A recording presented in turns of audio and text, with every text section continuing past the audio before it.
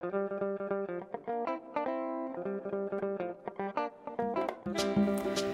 2013 var ég og Berglind Ósk Birgisdóttir, hjúkrunarfræðingur, að vinna að verkefni sem við köllum IVF Coaching gagnabankin.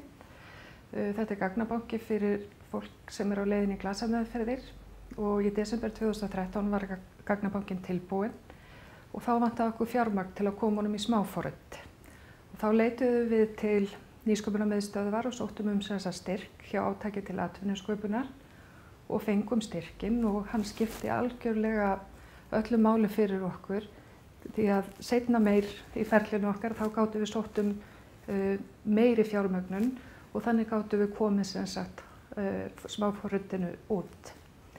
Það kom okkur líka á óvart varðandi átak til atvinnusköpunar hvað við fengum rosalega góðan stuðning og mikla handleiðslu og ráðgjöf og þetta hefur bara verið ómetanlegt samstarf. Við erum virkilega þakklátar.